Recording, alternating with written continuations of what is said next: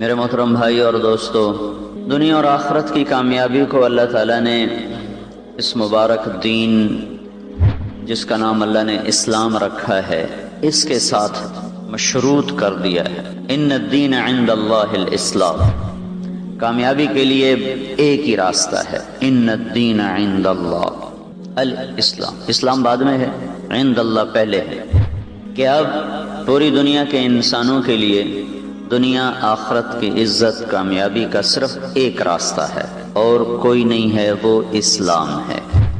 دوسری جگہ اللہ تعالیٰ فرماتا ہے وَمَن يَبْتَغِ غَيْرَ الْإِسْلَامِ دِينًا فَلَن يُقْبَلَ مِنْهُ، جو اس کو چھوڑ کر آئے گا وہ قبول نہیں ہوگا، وہ فِي الْآخِرَةِ مِنَ الْخَاسِرِينَ، وہ آخرت میں ناکام ہو جائے گا۔ اللہ تعالیٰ نے اس کو مکمل کیا، الْيَوْمَ أَكْمَلْتُ لَكُمْ دِينَكُمْ، اللہ تعالیٰ نے اس کو ہر طرح سے اس کے تمام اجزاء اس میں ڈالے۔ وَأَتْمَمْتُ عَلَيْكُمْ نِعْمَتِي، اللہ نے اس کا نام خود تجویز کیا، وَرَضِيتُ لَكُمُ الْإِسْلَامَ دِينًا۔ اسلام کا لفظ اس امت کو ملا ہے، پہلے کسی امت کو یہ نام نہیں دیا گیا۔ اسلام کا نام اس امت کے لیے، مسلم کا نام اس امت کے لیے، مومن کا نام اس امت کے لیے۔ ہمارے نبی نے فرمایا سما نفسہ السلام وسما امتی المسلمین، اللہ نے اپنا نام سلام رکھا ہے، میری امت کا نام مسلمین رکھا ہے۔ سما نفسہ المومن وسما امتی المؤمنین، اللہ تعالیٰ نے اپنا نام مومن رکھا ہے اور میری امت کا نام مومنین رکھا ہے۔ اللہ اکبر کا لفظ اس امت کو ملا، اس سے پہلے کسی امت کو اللہ اکبر کا لفظ نہیں ملا، یہ بھی صرف انہی کے ساتھ مخصوص ہے۔ دین مکمل ہوا، نام اسلام رکھا گیا، تکمیل بھی اس امت کے ساتھ ہے اور یہ خوبصورت ناموں کا انتخاب بھی اسی امت کے ساتھ ہے۔ اللہ تعالیٰ اور امتوں کو جب پکارتا ہے تو یا اہل الکتاب سے پکارتا ہے، اور اس امت کو جب اللہ تعالیٰ پکارتا ہے تو یا اہل القرآن کی بجائے اللہ تعالیٰ ان کو کہتا ہے یا ایھا الذین آمنوا، اے ایمان والو۔ انتہائی عزت اور شرافت ہے اس امت کے لیے کہ ان کو ان کا بنانے والا اللہ سب سے خوبصورت نسبت کے ساتھ خطاب فرماتا ہے، اور یا اہل الکتاب کہنے کی بجائے یا اہل القرآن کہنے کی بجائے اللہ تعالیٰ ان کو کہتا ہے یا ایھا الذین آمنوا، اے ایمان والو۔ بھائیو، دنیا اور آخرت میں اب کامیابی کی ضمانت یہ دین ہے، باقی ساری چیزیں انسان کو بطور امتحان ملی ہیں، ان کی اللہ کی نظر میں کوئی قیمت نہیں ہے۔ اللہ نے اچھے کو بھی دیا ہے، برے کو بھی دیا ہے۔ فرعون بھی بادشاہی کر گیا ہے اور نمرود بھی بادشاہی کر گیا ہے، اور داؤد علیہ السلام نے بھی حکومت کی ہے اور سلیمان علیہ السلام نے بھی حکومت کی ہے۔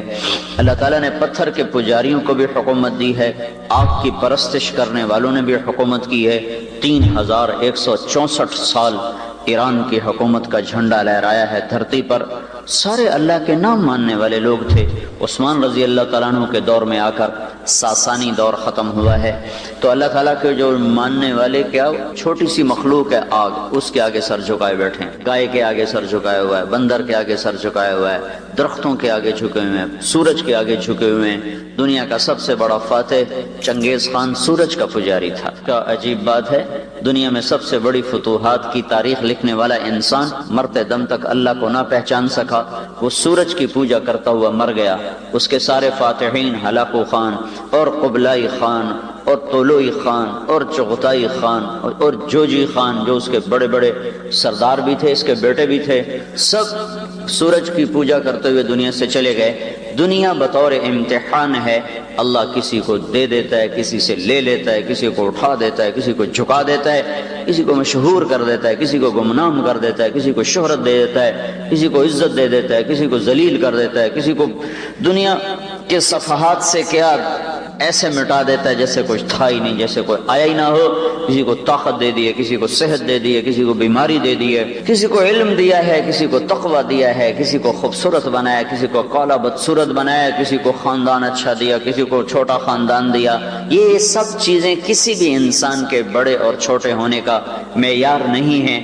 اللہ تعالیٰ کے دربار میں بڑے ہونے کا معیار صرف ایک ہے، الا وانکم جعلتم نسبا وجعلت نسبی، اے لوگو قیامت کے دن اعلان ہوگا، ایک اللہ نے عزت کا پیمانہ دیا، ایک تم نے اللہ کے مقابلے میں بنا لیا، ایک اللہ نے تمہیں عزت کا اور کامیابی کا معیار دیا، ایک تم نے اس کے مقابلے میں بنا لیا۔ جعلت اکرمکم اتقاکم، اللہ تعالیٰ کہے گا میں نے تمہیں اعلان کر کے بتایا تھا جو مجھ سے جتنا زیادہ تعلق والا ہوگا وہ زیادہ عزت والا ہوگا، جو جتنا مجھے زیادہ پہچانتا ہوگا وہ اتنا زیادہ عزت والا ہوگا، ولیکن ابیتم، تم نے انکار کر دیا، وکہا قلتم ان فلان ابن فلان خیر من فلان ابن فلان، تم میرے پیمانے تم نے توڑ دیے، میرے معیار تم نے قبول کرنے سے انکار کیا، اور تم وہ بڑا ہے، وہ بڑا ہے، وہ حاکم، وہ بادشاہ، وہ صدر، وہ وزیر اعظم، وہ سپہ سالار، وہ قریشی، وہ ہاشمی، وہ پٹھان، وہ راجپوت، جو اس طرح تم نے اپنے معیار بنانے شروع کیے۔ الیوم اضعوا نسبکم وعرفوا نسبی، آج تمہارے معیار ٹوٹ جائیں گے، میں اسے پست کر دوں گا اور میرا معیار بلند ہوگا، میرا نسب اونچا ہوگا۔ این المتقون، تقوی والے کہاں ہیں؟ اللہ تعالیٰ قیامت کے دن جو پکارے گا تو وہ سید قریشی ہاشمی عرب عجم ترک افغان نہیں پکارے گا، اللہ تعالیٰ قیامت کے دن پکارے گا تقوی والے آ جاؤ، اور ادھر ہوگا وامتازوا اليوم ایھا المجرمون، آج مجرم الگ ہو جاؤ، اس میں عرب ہے، عجم ہے، افغان ہے، پٹھان ہے، ایرانی ہے، ترکمانی ہے، وہ پنجابی ہے، سندھی بلوچی ہے۔ وامتازوا ایک طرف، کون؟ ایھا المجرمون، نافرمان ایک طرف، مجرم ایک طرف۔ این المتقون، تقوی والے کدھر ہیں؟ ادھر آ جاؤ۔ این اہل الفضل، این اہل الصبر، اللہ تعالیٰ کی طرف سے اعلان، این جیران اللہ، این الذاکرون اللہ کثیرا والذاکرات، این الصائمون، یہ اللہ کے اعلان ہوں گے قیامت کے دن۔ تو بھائیو، دنیا اور آخرت کی عزت کا معیار اسلام، کامیابی کا معیار اسلام ہے، اور اللہ تعالیٰ ہمیں دعوت دیتا ہے یا ایھا الذین آمنوا ادخلوا فی السلم کافہ، اے ایمان والو اسلام میں پورے داخل ہو، پورے، ادھورے نہیں، پورے داخل ہو۔ یہاں اللہ تعالیٰ نے اسلام کو ایک گھر سے تشبیہ دی ہے، ایک گھر، ادخلوا فی السلم، مسجد کے اندر آ جاؤ، جیسے میں کہتا ہوں بھائی مسجد کے اندر آ جاؤ، تو اللہ تعالیٰ کہہ رہا ہے اسلام کے اندر آ جاؤ، پورے کو پورے اسلام کے اندر آ جاؤ۔ تو یہاں اللہ تعالیٰ نے اسلام کو تشبیہ دی ایک گھر کے ساتھ، فی کا لفظ اسلام کو ایک گھر کے مشابہ بنا رہا ہے، اور گھر ہمیشہ بنیادوں سے اٹھایا جاتا ہے، چھت پہ جا کے مکمل ہوتا ہے۔ گھر بنانے کا یہی نقشہ شروع سے چلا رہا ہے، بنیاد لوگ اٹھاتے ہیں اور پھر اس کے اوپر دیواریں کھڑی کرتے ہیں، چھت پہ جا کے وہ مکمل ہو کر رہنے کے قابل ہوتا ہے۔ اللہ تعالیٰ نے کہا اسلام میں داخل ہو، گھر سے تشبیہ دی۔ اللہ تعالیٰ کے نبی کی 2 حدیثوں نے اس گھر کی وضاحت کر دی کہ یہ گھر کہاں سے شروع ہوتا ہے اور کہاں جا کر یہ گھر ختم ہوتا ہے۔ ابتدا میں بنیاد ہے، انتہا میں چھت ہے۔ تو اسلام کے گھر کی ابتدا کیا ہے اور آگے جا کر اس کی انتہا کیا ہے، جہاں پر جا کر چھت پڑ جائے گی اور مکمل ہو جائے گا، اور تم اس میں پورے شامل داخل تصور کیے جاؤ گے، پھر تم اس قابل بھی ہوگو کہ اوروں کو بھی اپنے گھر میں بلا سکو۔ جب گھر کی چھت ہی نہ ڈلی ہو تو مالک مکان خود گھر میں منتقل نہیں ہوتا، اوروں کو کیسے بلائے گا کہ میرے گھر میں دعوت ہے؟ مکمل ہونے کے بعد بلایا جاتا ہے۔ تو ایک حدیث بتاتی ہے کہ جو اللہ نے اسلام کا گھر بنایا ہے اس کی بنیاد کیا ہے، تو میرے نبی نے فرمایا بنی الاسلام علی 5، اسلام کی بنیاد 5 چیزیں ہیں۔ بنیاد، اسلام کی بنیاد 5 چیزیں ہیں، وہ کیا ہیں؟ ایک کلمہ ہے لا الہ الا اللہ محمد رسول اللہ، اور نماز ہے، اور روزہ ہے، اور زکوٰۃ ہے، اور حج ہے۔ ان 5 چیزوں کو اسلام کی بنیاد قرار دیا ہے۔ یہ نہ ہو تو اسلام کی نہ دیوار کھڑی ہوگی نہ چھت پڑے گی۔ یہ ہوں اور بڑی کمزور ہوں تو پھر اس پر جو چھت پڑے گی وہ گر کے ٹوٹ جائے گی، بن نہیں سکے گی۔ 5 چیزیں جب معاشرے میں موجود ہوں گی تو یہ معاشرہ اسلام کی چھت سہار سکتا ہے۔ اگر یہ 5 چیزیں، پہلی چیز تو ایسی ہے کہ اس کے بغیر تو کوئی چیز بھی نہیں، کلمہ تو یقینا سارے ہم مسلمان ہیں۔ اگر یہ کمزور ہوں گی یا ان کا وجود مٹ جائے گا کہ ایک بہت بڑا طبقہ نماز چھوڑ گیا ہے، بہت بڑا طبقہ زکوٰۃ نہیں دیتا ہے، بہت بڑا طبقہ حج نہیں کر رہا ہے، جو 15-20 لاکھ نظر آ رہے ہیں، یہ ہمیں بہت زیادہ نظر آ رہے ہیں، لیکن جن پہ حج فرض ہے ان کو سامنے رکھو تو بہت تھوڑے ہیں۔ جن پر حج فرض ہے ان کی نسبت سے یہ بہت تھوڑے ہیں۔ جن پر زکوٰۃ فرض ہے ان میں دینے والے بہت تھوڑے ہیں۔ جن پر نماز فرض ہے اس میں نہ پڑھنے والے بے شمار ہیں۔ اب یہ معاشرہ موجود ہو اور اس پر کوئی شخص یہ کہے کہ میں چھت ڈالوں گا اور میں اسلام کو نافذ کر دوں گا، تو یہ ہو نہیں سکے گا۔ اسلام صفات کا نام ہے، حکومتیں صفات نہیں پیدا کر سکتی۔ حکومت زیادہ سے زیادہ یہ کر سکتی ہے حدود نافذ کر دے اور شریعت کے قوانین نافذ کر دے، اس سے آگے حکومت کی طاقت نہیں ہے کہ کسی کے دل کو روشن کر دے۔ حکومت میں یہ طاقت نہیں ہے کہ کسی کے دل کو ایمان سے بھر دے۔ حکومت میں یہ طاقت نہیں ہے کہ کسی کی نظروں میں حیا کا سرما لگا دے۔ یہ حکومت میں طاقت نہیں ہے کہ ماں باپ کی فرما برداری سکھا دے۔ یہ حکومت میں طاقت نہیں ہے کہ کسی کے دل میں اللہ کی محبت بھر دے، اور یہ حکومت میں طاقت نہیں ہے کہ کسی کی زبان کو سچائی کی مٹھاس دے دے۔ یہ حکومت میں طاقت نہیں ہے کہ کسی کو تواضع سکھا دے۔ یہ حکومت میں طاقت نہیں ہے کہ کسی کو سخاوت سکھا دے۔ یہ حکومت میں طاقت نہیں ہے کہ رات کے اندھیروں میں ہر گھر کے آگے پہرے دار کھڑے کر دے کہ یہاں ہم کچھ نہیں ہونے دیں گے۔ یہ ناممکن ہے، نہیں ہو سکتا۔ بنیاد کے بغیر کوئی چھو منتر نہیں ہے کہ چھت پڑ جائے، کوئی ڈنڈے سے نہیں کام ہو سکتا۔ تو پہلی بات تو یہ بھائیو کہ بنیاد ہی ٹوٹ چکی ہے۔ 90% لوگ نماز نہیں پڑھتے ہیں۔ 100 میں 100 آدمی جن پر زکوٰۃ فرض ہے زکوٰۃ نہیں دیتے۔ 10,000 اکٹھے کرو جن پہ زکوٰۃ فرض ہے تو ایک آدمی زکوٰۃ دینے والا ہے۔ ہزاروں انسان جن پر حج فرض ہے اکٹھے کرو تو ان میں 100-200 حج کرنے والے ہیں، وہ مل کر 15-20 لاکھ بن جاتے ہیں۔ جن پر فرض ہے ان میں سے بہت تھوڑے جا رہے ہیں۔ تو پہلی چیز یہ کہ بنیادی اس وقت کوئی نہیں ہے، اور جنہوں نے اس کو قائم کیا ہوا ہے کل نماز، چلو ہم فرض کرتا ایمان والے تو سارے ہیں، 5% لوگ نمازی ہیں، 10% لگا لیں۔ 10% میں 100 میں ایک بھی نہیں جس کو نماز کا پورا ترجمہ آتا ہو۔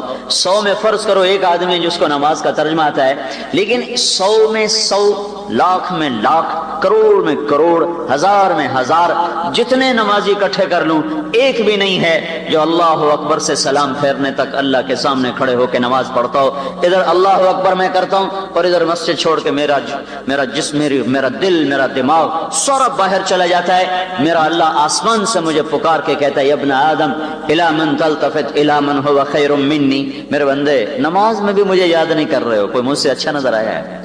یہ اللہ مجھے کہتا ہے، یہ اللہ مجھے کہتا ہے کہ میرے بندے میں نے تو تمہیں اسپیشل گھر سے بلایا تھا کہ آ میری ملاقات کر، تو میرے سامنے بیٹھ کر ہی اوروں کو من بتو مشغول تو بعمر و زید، تو نا تمہیں بادشاہ وقت بلائے، وہ بڑی مشکل سے بادشاہوں تک پہنچنا ہوتا ہے، وہ تمہیں بلائے، تمہیں وقت دے، پھر تو ہاں جی طارق جمیل کیا بات ہے، اور میں اس کے کمرے کی کڑیاں دیکھنا شروع کر دوں تو بتاؤ وہ میرے ساتھ کیا سلوک کرے گا؟ وہ تو مجھے اس قابل بھی نہیں سمجھے گا کہ مجھے اپنے سامنے بٹھا گا، اس کو نکالو باہر اس بدتمیز کو، اسے بادشاہوں کے سامنے کھڑے ہونے بیٹھنے کا بات کرنے کا سلیقہ نہیں۔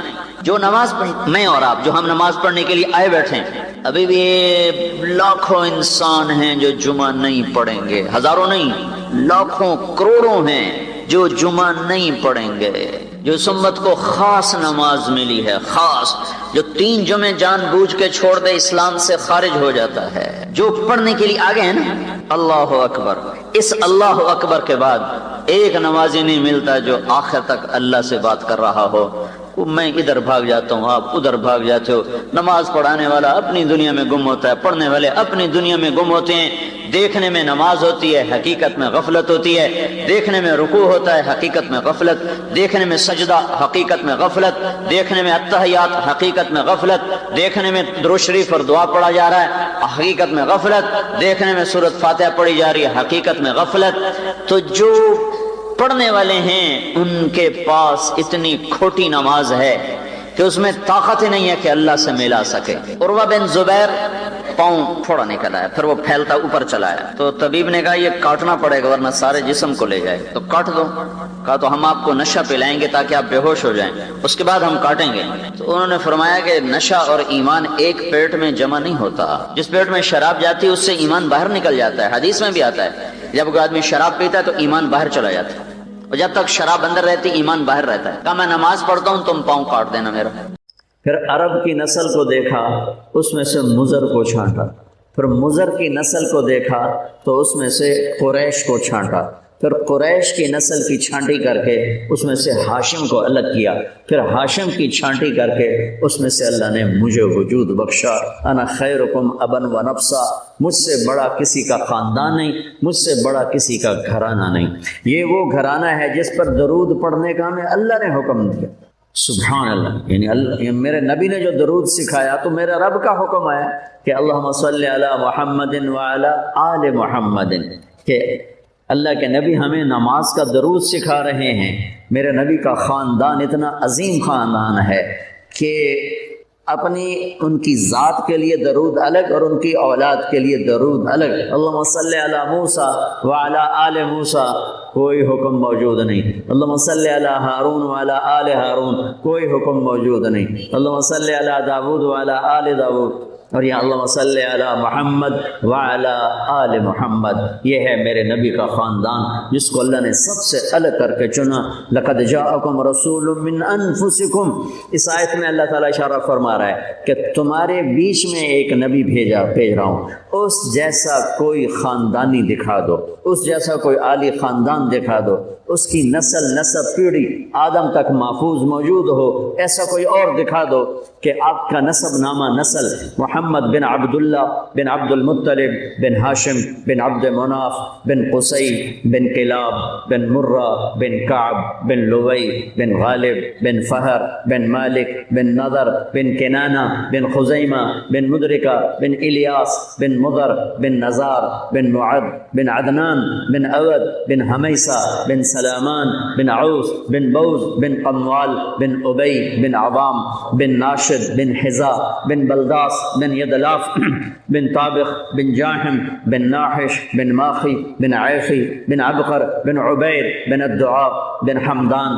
بن سنبر بن یثربی بن یحزن بن یلحن بن ارعوى بن عیذی بن ذیشان بن عیسر بن اخناد بن ایہام بن مقصر بن ناحف بن زارع بن سمی بن مزی بن عوض بن عرام بن قیدار بن اسماعیل بن ابراہیم بن آدر بن ناحور بن سرود بن رعو بن فائد بن عابر بن ارفقشاد بن سام بن نوح بن لامک بن متوشال بن ادریس بن یرد بن ملہل ایل بن قینان بن آنوش بن شیس و بن آدم علیہ السلام۔ یہ میرے نبی کا نسب ہے۔ وَأَحْسَنَ مِنْكَ لَمْ تَرَ قَطُّ عَيْنِي وَأَجْمَلَ مِنْكَ لَمْ تَلِدِ النِّسَاءُ خُلِقْتَ مُبَرَّأً مِنْ كُلِّ عَيْبٍ كَأَنَّكَ قَدْ خُلِقْتَ كَمَا تَشَاءُ۔ میرے نبی جس باپ کی پشت میں ہوتے آپ کا نور، اس کا ماتھا روشن ہو جاتا تھا۔ اس سارے سلسلے کو اتنا اللہ نے پاک بنایا کہ اللہ کے نبی نے فرمایا کہ میں اپنے باپ عبداللہ سے آدم تک میرے کسی باپ نے بدکاری نہیں کی، پاک دامن، کسی نے بدکاری نہیں کی، پاک دامن۔ اور جس باپ کی کمر پشت میں آپ کا نور جاتا تھا وہ ماتھا روشن ہو جاتا تھا۔ حضرت ہاشم آپ کے پردادا مدینہ میں گئے ہوئے ہیں تجارت کی غرض سے، بازار سے گزرتے ہیں، سامنے سے ایک یہودی عورت آ رہی، وہ آپ کو دیکھتی تو آپ کو کھڑا کر لیتی اور عجیب بات کرتی، کہتی ہے ہاشم 100 اونٹ لے لے، 100 اونٹ، اور ایک رات میرے ساتھ گزار۔ کام تو بدکار عورت تو الٹا کام ہوتا ہے نا، وہ کہتی 100 اونٹ دے دے اور رات میرے ساتھ گزار۔ طوائف کا مسئلہ تو ایسا ہوتا ہے، اور وہ کہہ رہی ہے 100 اونٹ لے لے اور ایک رات میرے ساتھ گزار۔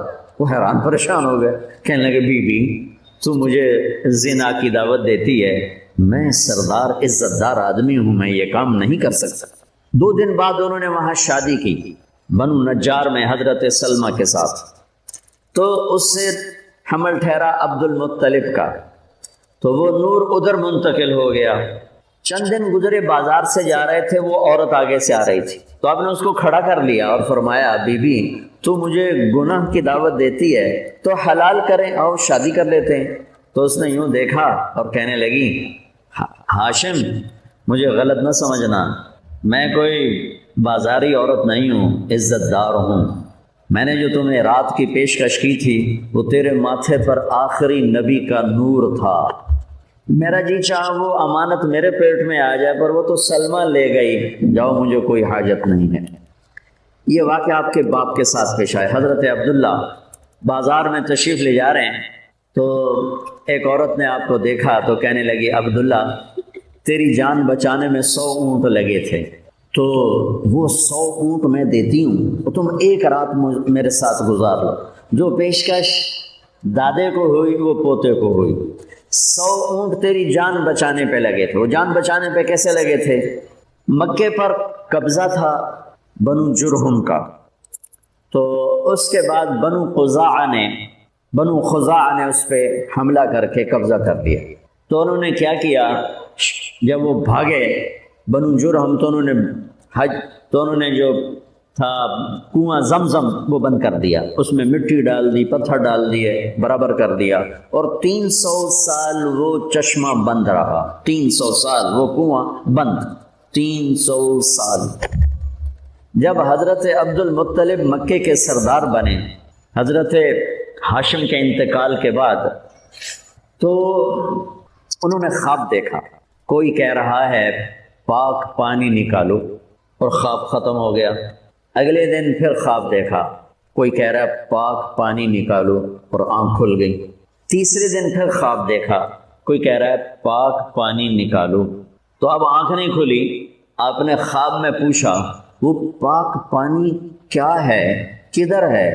تو آواز آئی کل تم بیت اللہ کے بیٹھنا صحن میں، ایک کوا آئے گا، وہ آ کر ایک جگہ 3 دفعہ ایسے ٹک ٹک ٹک کرے گا، شونچ سے ٹھونگ مارے گا، جہاں وہ ٹھونگ مارے گا وہاں وہ پاک پانی ہے جو اسماعیل کی ایڑیوں سے نکلا تھا۔ آنکھ کھل گئی۔ صبح انہوں نے سرداروں کو اکٹھا کیا اور کہا بھائی میں نے یہ خواب دیکھا ہے، تو نہ صبح ہوئی تو جا کے بیٹھ گئے بیت اللہ میں، تو بالکل کوا آیا، بیٹھا، اور 3 دفعہ ٹک ٹک ٹک اور اڑ گیا۔ تو انہوں نے فوراً اپنے خاندان کو اکٹھا کر کے کہا کہ وہ جو ابراہیم علیہ السلام کا زمزم کھلا تھا اور اسماعیل کے پیڑیوں سے نکلا تھا کنواں، وہ یہاں ہے، آؤ اس کو کھو دیں۔ تو سارے کہنے لگے 300 سال لگ ٹپ گئے، پہاڑی کنواں کتنے رہ گیا بابا، ایک کم آپا کو نہیں ہوتا۔ انہوں نے کہا تم کرو نہ کرو، میں نے تو خواب دیکھا ہے، مجھے کرنا ہی کرنا ہے۔ تو انہوں نے اپنے بیٹے کو لے کر نہ کام شروع کر دیا۔ اس وقت ان کے صرف ایک بیٹے تھے، ان کا نام ہے حارث۔ اب 2 پیو پتر اگو پتھرا نال واسطہ لڑ کدالا نال تھک پیا۔ ایک دن تھک ہار کے بیٹھے تو کہنے لگے وہ بھی کوئی سردار ہے جس کی اولاد نہ ہو۔ ہمارے یہاں تو ہے نا کم بچے خوشحال کرانا، میں کہتا ہوں نیک بچے خوشحال کرانا۔ وہ ایک ہی تو ہوگے سپ ورگا خوشحال ہوئے گا، ایک ہی بیٹا ہو اور نافرمان ہو، اس گھر میں خوشی آئے گی، اور 10 بچے ہوں اور فرما بردار ہوں، کتنی خوشی ہوگی۔ کم بچے خوشحال کرانا نہیں، نیک بچے خوشحال کرانا۔ چھوٹا خاندان زندگی آسان ہے، سر تو بیوقوف بنا رہے ہیں۔ چھوٹے خاندان سے زندگی آسان نہیں ہوتی، نیک خاندان زندگی آسان۔ کہنے لگے وہ بھی کوئی سردار ہے جس کی اولاد نہ ہو۔ اگر اللہ نے مجھے 10 بیٹے دیے، ایک کو اللہ کے نام پہ ذبح کر دوں۔ اللہ نے 10 کے 15 دے دی، جو وہ سارے جوان ہو گئے ان کو اکٹھا کر لیا کہ دیکھو بچوں میں نے قسم اٹھائی تھی کہ جب مجھے اللہ نے 10 دیے تو ایک کو ذبح کروں گا، اب تم 15 ہو، تم تیار ہو ذبح ہونے کے لیے؟ تو ذرا فرما مرداری کا حال دیکھو، زمانہ کفر ہے، زمانہ ہماری اولاد تو ہمیں پانی پلا کے راضی نہیں ہے، اور وہ زمانہ کفر ہے، اور کہتے ہیں ابا جس کا ہاتھ پکڑے گا وہ ذبح کے لیے تیار، ذبح کے لیے۔ تو انہوں نے فرمایا کہ نہیں میں نا قرآن اندازی کروں گا، تو انہوں نے سب کے نام لکھ کر نا قرآن ڈالا، تو قرآن نکلا حضرت عبداللہ کا، میرے نبی کے والد محترم، اور یہ سب سے زیادہ پیارے تھے آپ کو، عبد المطلب کو دل ان کا مٹھی میں آ گیا، لیکن سرداری کی شان اور سرداری بول، انہوں نے چھری اٹھائی اور کھڑے ہو گئے۔ یہ دیکھا تو مکے میں کوہرام مچ گیا، عورتیں آ گئیں، عرب سردار آ گئے۔ ایک عرب سردار بیچارے کو ایمان تو نصیب نہ ہوا، ان کے بیٹے بہت بڑے صحابی بنے، عمر بن عاص بن وائل۔ تو عاص بن وائل وہ سامنے آ گیا، کہنے لگا عبد المطلب یہ کام نہیں ہوگا۔ تو عبد المطلب فرمانے لگے یہ کام ہوگا، یہ سردار کا بول ہے، یہ پورا ہوگا۔ تو عاص بن وائل کہنے لگے تیرے اگو کیڑا کمی کھلوتا، ابھی سردار کھلوتا ہے، میں یہ کام نہیں ہونے دوں گا۔ تو وہاں جھگڑا شروع ہو گیا، سارے مکے والے عاص بن وائل کے ساتھ ہو گئے، عبد المطلب تنہا رہ گئے۔ پھر کہنے لگے بس پھر ایک شرط کہ وہ نجران میں جو ایک کاہنہ ہے قطبہ، وہ اگر کہہ دینا کہ اس کو چھوڑ دو تو چھوڑوں گا، ورنہ میں ان سے ذبح کروں گا۔ تو مکے کے سورا مجمع، بہت بڑا مسارہ تو نہیں، بہت بڑا مجمع قریش کا، نجران کئی 100 میل دور ہے، وہ وہاں پہنچا اس کاہنہ کے پاس۔ نجومی ٹائپ لوگ ہوتے تھے، اس کو کاہنہ کہتے تھے۔ تو کہا بھائی یہ ہمارا مسئلہ ہے، اس کا باپ کہتا ہے میں نے ذبح کرنا ہے، ہم کہتے ہیں یہ کام ظلم نہیں ہونے دیں گے، تو اب بتاؤ ہم کیا کریں؟ تو اس نے بڑا عجیب فیصلہ دیا، اس نے کہا یہ بتاؤ جب تمہارے یہاں کوئی قتل ہو جاتا ہے تو قتل کا معاوضہ کتنا ہے؟ کہا جی 10 اونٹ، یعنی ایک آدمی کا کوئی عزیز قتل ہو جاتا ہے تو وہ بدلہ نہیں لیتا، کہتا مجھے معاوضہ چاہیے، تو کتنا دیتے ہو؟ کہا جی 10 اونٹ۔ تو اس خطبہ نے، اس کاہنہ نے کہا تم ایسا کرو 2 پرچیاں لو، ایک پہ لکھو عبداللہ اور ایک پہ لکھو 10 اونٹ اور قرعہ ڈالو اور دیکھو کس کا نام نکلتا ہے۔ اگر عبداللہ کا نام نکلے تو پرچی پہ 10 اونٹ اور بڑھا دو، پھر بھی اگر عبداللہ کا نام نکلے تو 10 اونٹ اور بڑھا دو، جب تک عبداللہ کا نام نکلتا رہے تم پرچیوں پہ 10 بڑھاتے جاؤ۔ جب اونٹوں کا والی پرچی نکلے تو اس پر جتنے لکھے ہوں وہ ذبح کر دینا اور عبداللہ کی جان بخشی۔ یہ فیصلہ سب کو بڑا پسند آیا۔ تو بیت اللہ کے در و دیوار نے عجب تماشا دیکھا، سارا مکہ اکٹھا۔ عبد المطلب نے 100 اپنے اونٹ ذاتی صفا پہاڑ کے دامن میں کھڑے کر دیے اور اس میں 10 اونٹ ایک طرف کر دیے، اور پرچے نہیں ہوتے تھے، تیر ہوتے تھے، تو ایک تیر پہ لکھا عبداللہ بن عبد المطلب اور ایک تیر پہ لکھا 10 اونٹ۔ اور وہ قرعہ ڈالنے والا بھی اسپیشل آدمی تھا، وہ اسپیشل آدمی تھا، تو اس کو قرآن کہتا ہے انما الخمر والمیسر والانصاب، اس کو انصاب کا لفظ قرآن دیتا ہے۔ یہ قرآن اندازی کی جو قسم تھی، والازلام رجس من عمل الشیطان فاجتنبوہ، تو اس نے وہ ترکش میں چھوٹا سا سوراخ ہوتا تھا، تو اس نے ایسے ایسے ہلا کے جو جھٹکا دیا تو تیر باہر نکلا، جلدی سے اٹھا کے دیکھا تو اس پہ لکھا ہوا تھا عبداللہ، تو دوسرا تیر نکال کے اس پر لکھا 20 اونٹ، اور ادھر 10 اونٹ نکال کے ادھر کر دیے، ادھر 20 ہو گئے۔ پھر جھٹکا دیا اس نے، اور جب اونٹ تیر اٹھا کے دیکھا تو لکھا تھا عبداللہ، پھر 30 کر دیے، اور ادھر لکھا 30 اونٹ، پھر جھٹکا دیا تو نکلا عبداللہ، تو ادھر 40 کر دیے، ادھر بھی لکھا 40 اونٹ، پھر جھٹکا دیا نکلا عبداللہ، ادھر 50 کھڑے کر دیے، ادھر لکھا 50 اونٹ، پھر جھٹکا دیا تو نکلا عبداللہ، تو ادھر 60 کر دیے اور ادھر لکھا 60 اونٹ۔ اب سارے مکے والوں کا رنگ فق اور دل دھک دھک کہ یہ کیا ہو رہا ہے، عبداللہ عبداللہ عبداللہ ہی نکلیا جا رہا ہے، بنے گا کہ؟ پھر دوبارہ جھٹکا دے کے پھینکا تو نکلا عبداللہ، تو ادھر کر دیے 70 اور ادھر لکھ دیا 70، پھر جھٹکا کر دیا تو نکلا عبداللہ، تو 80 کر دیے، پھر جھٹکا دیا عبداللہ تو 90 کر دیے، پھر جھٹکا دیا عبداللہ تو 100 کر دیے۔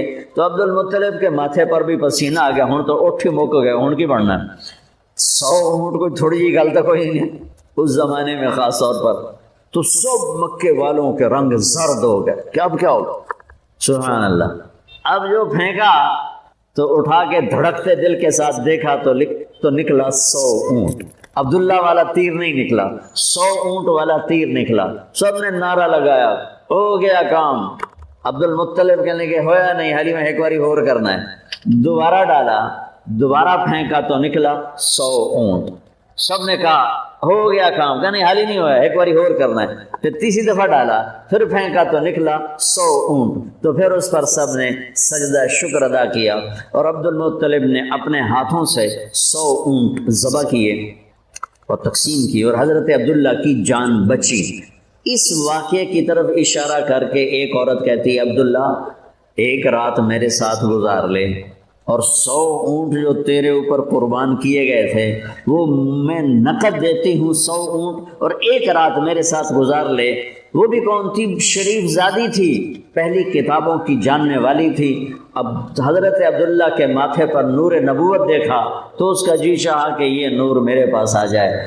تو حضرت عبداللہ نے وہی جواب دیا جو ان کے دادا نے جواب دیا تھا کہ میں عزت دار ہوں، میں پیکر شرافت ہوں، یہ گناہ مجھ سے نہیں ہوگا، تو میرے بارے میں غلط سمجھی ہے۔ چند دن بعد حضرت آمنہ سے شادی ہوئی اور حمل ٹھہر گیا، اور نور نبوت حضرت آمنہ کے پیٹ میں شفٹ ہوا۔ وہ عورت بازار میں ملی، وہی کہانی سیم۔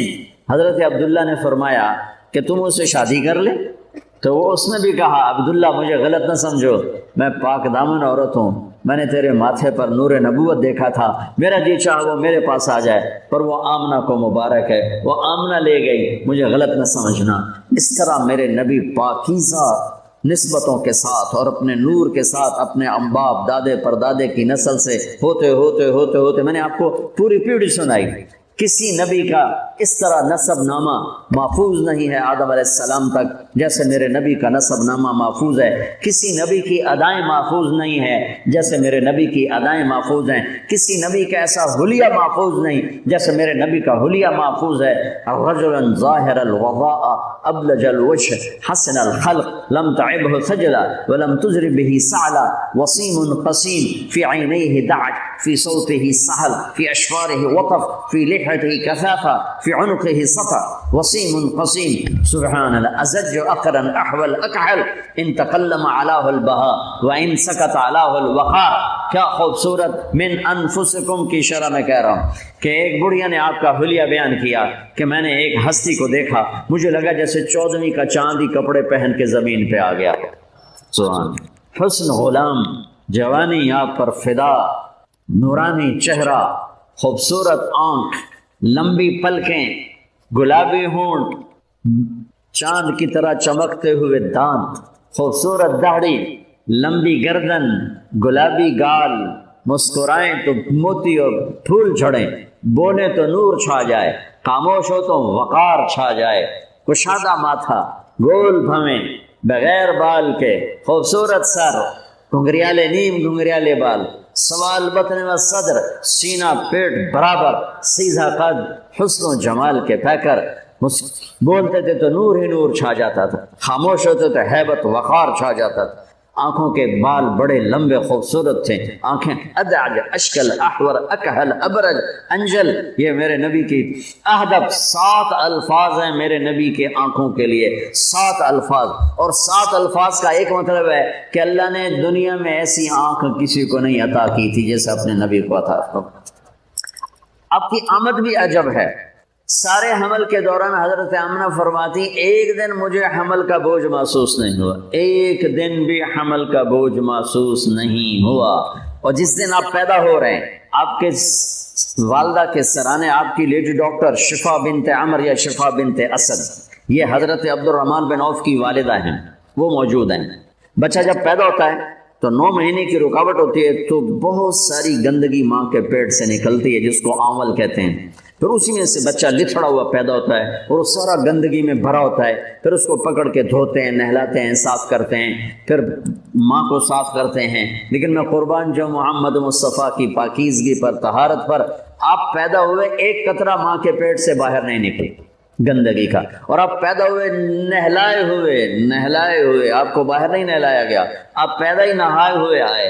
اور جب آپ جیسے آپ باہر آ رہے تھے کمرے میں نور پھیل رہا تھا، اور جب آپ پورے باہر آ گئے تو پورے کمرے میں روشنی، نور اور خوشبو پھیل گئی.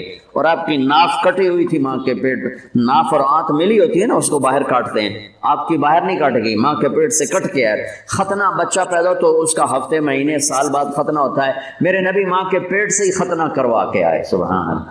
اور دائی نے پکڑ کے ماں کے پہلو میں لٹایا تو آپ کی عمر 15 منٹ 20 منٹ، جو ہی لٹا کے پیچھے ہٹی تو آپ نے ایک دم پوری طاقت سے پلٹا لیا. الٹے نہیں ہوئے، سجدہ کیا. ایک نا بچہ الٹ جائے اور منہ ہیٹھاں تے پیٹ دے والے پہ، نہیں ایسا نہیں، آپ نے ایسے سجدہ کیا پورا سے. گھٹنے اٹھا لیے، گوٹے اٹھائے ہوئے ہیں، کمر کو اٹھایا ہوا ہے، جیسے ہم سجدہ کرتے ہیں اس طرح لمبا سجدہ کیا. ماں بھی ڈر گئی، دائی بھی ڈر گئی. اس کے بعد آپ نے یوں سر اٹھایا، سینہ ایسے کیا اور اس ہاتھ کا سہارا لیا. یہ معصوم بچہ ہے، ایسا کام تو 6 مہینے کا سال تک بچہ نہیں کر سکتا. آپ نے اس ہاتھ پہ آسرا دیا اور یوں چھاتی کو اٹھایا اور سیدھا ہاتھ اوپر کیا اور انگلی کو یوں اٹھایا تو سارے چاروں طرف نور ہی نور پھیل گیا. اور پھر آپ یوں گرے اور وہی معصوم بچہ. میں کہا کرتا ہوں میرے نبی نے آتے ہی پیغام دیا، اے میری امت فیصل آباد نماز لے کر آؤں گا، چھوڑنا نہیں. پر بڑے درد کی بات ہے 90% میرے نبی کی امت نماز چھوڑ گئے. 100 میں کوئی 10-12 پڑھتے ہیں، ورنہ کیا عورتیں کیا مرد نماز چھوڑ گئے. اور آپ نے آتے ہی سجدہ کیا تو ماں نے اٹھا کے گود میں لے لیا. بھیا کی چکر ہے، ڈر بھی ہے تھوڑا اور حیرت بھی ہے کہ یہ کیا ہو رہا ہے. گود میں لے لیا. گود میں لیا تو ایک دم گھر کی چھت پھٹی اور ایک بادل اندر آ گیا. بادل کیا تھا؟ یہ جو ہماری سردیوں میں دھند ہوتی ہے نا، 2 فٹ تے نظر نہیں آمدہ کی شے، اس کو عربی میں غمام کہتے ہیں، جسے ہم یہاں فوگ کہتے ہیں، فوگ یا دھند یا کوہر۔ تو وہ پورے کمرے میں پھیل گئی اور میرے نبی نظر نہیں آ رہے، ماں کی گود میں نظر نہیں آ رہا ہے، اور دھند میں سے آواز آئی۔ کیا آواز آئی؟ طوفوا به مشارق الارض و مغاربها، اس بچے کو مشرق مغرب شمال جنوب میں پھرا دو، لیعرفوا باسمه ونعته وصورته، اور ساری دنیا کو اس کی پہچان کرا دو اور بتا دو، ان کے پیچھے جو چلے گا وہ کامیاب ہوگا، باقی سب ناکام ہو جائے گا۔ سبحان اللہ۔ وہاں نسب نہیں چلتا، وہاں غلامی رسول چلتی ہے۔ ابو لہب کوئی نسب میں کمی ہے؟ قریشی، عرب، ہاشمی، چاچا۔ اللہ نے کہا تبت جدا ابی لہب وتب، بلال حبشی، ابن حبشی، غلام ابن غلام، اور میرے نبی نے فرمایا بلال میں میدان محشر میں چلوں گا براق پر، اور دنیا چلے گی پیدل، اور بلال میرے آگے سرخ اونٹنی پہ سوار ہو کے چلے گا، اور جب میدان حشر میں پہنچیں گے تو بلال اونٹنی پہ کھڑے ہو کے اذان دے گا۔ جب میں جنت میں جاؤں گا تو میری اونٹنی کی رسی بلال کے ہاتھ میں ہوگی جو پکڑ کے میرے ساتھ چلے گا۔ آواز آئی اس بچے کو مشرق مغرب پھرا دو، دنیا کو بتا دو، فیصل آباد والوں کو بتا دو کہ ان کے پیچھے چلو گے تو کام بنے گا ورنہ نہیں بنے گا۔ فلا وربک لا یؤمنون حتی یحکموک فیما شجر بینہم، اس کے بغیر کام نہیں بنے گا۔ اور سنو آگے کیا خوبصورت کلام آیا، آواز آئی، اسے آدم کے اخلاق دو، اسے شیس کی معرفت دو، اسے نوح کی بہادری دو، اسے ابراہیم کی دوستی دو، اسماعیل کی قربانی دو، اسے صالح کی فصاحت دو، اسے لوط کی حکمت دو، اسے اسحاق کی رضا دو، اسے یعقوب کی بشارت دو، اسے یوسف کا حسن و جمال دو، اسے موسیٰ کا جاہ و جلال دو، اسے دانیال کی محبت دو، اسے الیاس کا وقار دو، اسے ایوب کا دل دو، اسے داؤد کی میٹھی زبان دو، اسے یحییٰ کی پاک دامنی دو، اسے یونس کی اطاعت دو، اسے عیسیٰ کا زہد دو، اور اسے تمام نبیوں کے اخلاق اور تمام نبیوں کا علم اور تمام نبیوں کی صفات جو تقسیم ہوئی وہ ساری اس بچے کے سینے میں اتار دو۔ جو بچہ آدھے گھنٹے میں 1,24,000 نبیوں کو جو ملا لے لیا ہو اور پھر 63 سال آگے سفر کیا ہو، میں اسے بیان کروں گا یا اور دنیا میں کوئی بیان کرے گا؟ ہماری تو اوقات ہی نہیں، بساط ہی نہیں، ہم کیا بیان کر سکتے ہیں؟ یا خود میرا رب اپنے حبیب کی نعت خوانی کرتا ہے، میری آپ کی کیا حیثیت؟ میرے دیس کا شاعر اتنا ہی بولے گا جتنی اس کی اوقات، کسی بھی دیس کا شاعر اتنا ہی بولے گا جتنی اس کی اوقات ہے۔ میرا رب کیسے قرآن میں اپنے نبی کو بیان کرتا، قد جاءکم من اللہ نور وکتاب مبین یا ایہا النبی انا ارسلناک شاہدا ومبشرا ونذیرا وداعیا الی اللہ باذنہ وسراجا منیرا۔ یہ میرا رب اپنے نبی کی نعت خوانی کر رہا ہے۔ یا ایہا المزمل قم اللیل الا قلیلا نصفہ او انقص منہ قلیلا او زد علیہ ورتل القرآن ترتیلا۔ یا ایہا المدثر قم فانذر وربک فکبر وثیابک فطہر والرجز فاہجر ولا تمنن تستکثر ولربک فاصبر۔ محمد رسول اللہ والذین معہ اشداء علی الکفار رحماء بینہم تراہم رکعا سجدا یبتغون فضلا من اللہ ورضوانا۔ صرف آپ نہیں، آپ کے صحابہ کی تعریف کر رہا ہے کہ اس کے جو ساتھی ہیں وہ کیا کیا صفات والے ہیں، پھر آپ کے گھر کی تعریف کر رہا ہے۔ انما یرید اللہ لیذہب عنکم الرجس اہل البیت ویطہرکم تطہیرا۔ ابراہیم علیہ السلام دعا مانگ رہے ہیں وجنبنی وبنی ان نعبد الاصنام، یا اللہ مجھے اور میری اولاد کو بت پرستی سے بچا۔ اللہ اپنے نبی کے گھر کو کہہ رہا ہے ویطہرکم تطہیرا۔ اے آل محمد، اے اہل بیت محمد، اے آل محمد، ہم نے آپ کو ہر قسم کی برائی سے پاک کر دیا۔ میرے نبی نے فرمایا میری بیٹی فاطمہ جنت کی عورتوں کی سردار ہے۔ میرے نبی نے فرمایا میرے بیٹے حسن اور حسین جنت کے نوجوانوں کے سردار ہیں۔ میرے نبی نے فرمایا یوں علی کا ہاتھ پکڑ کے علی تجھے مبارک ہو، جنت میں تیرا گھر میرے گھر کے سامنے ہوگا۔ ابراہیم علیہ السلام یہ دعا کر رہے ہیں اور میرے اور میری اولاد کو بچا بت پرستی سے، اور اللہ اپنے حبیب کے گھر کی پاکیزگی کے اعلان کر رہا ہے، اعلان کر رہا ہے۔